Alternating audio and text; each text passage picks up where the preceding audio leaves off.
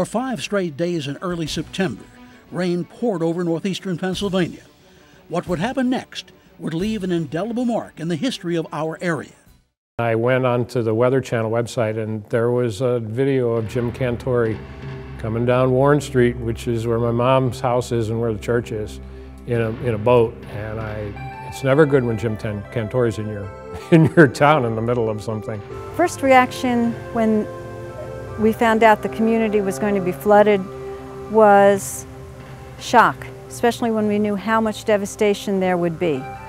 To walk around town, to walk over to our church, walk through neighborhoods and have things be totally underwater, and then when the water receded to have things totally destroyed was an unnerving experience.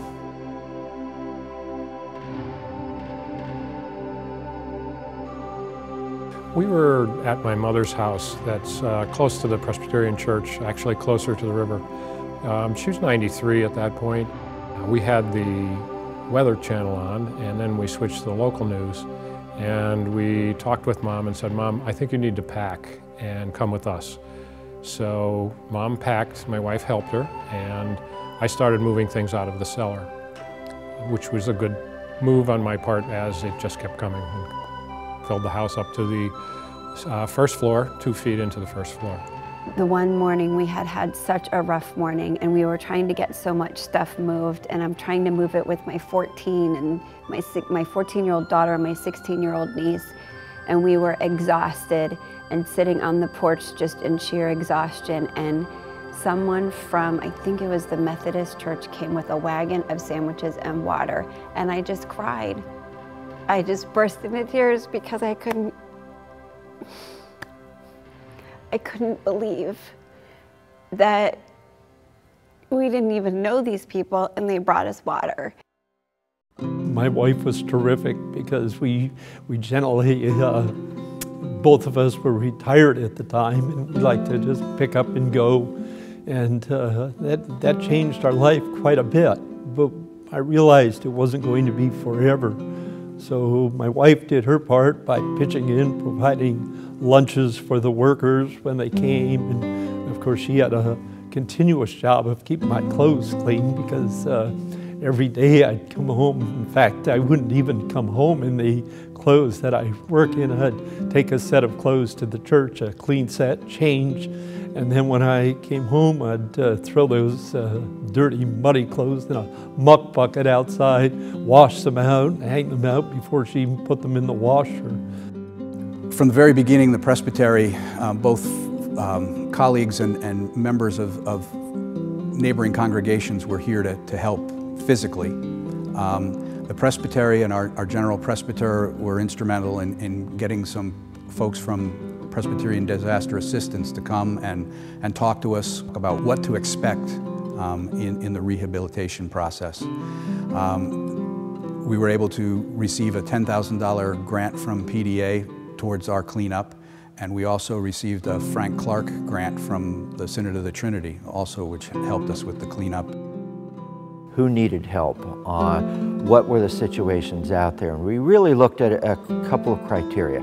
One of them was, our first criteria was 62 and over. At least one of the residents had to be 62 or over. We also looked at what's called a failed income test from FEMA, which would essentially mean that they were low income. The third thing that we looked for was the amount of damage to the property.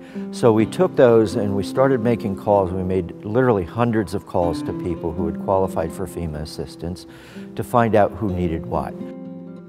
They did marvelous things. They laid the new floor. They made curtains for me, and just met any need that we had. They were here for that.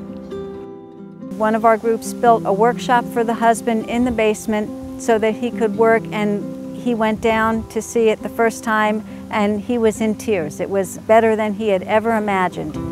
We were able to get them back into their home, and he was able to live there for about 6 months, and then he ultimately died of cancer.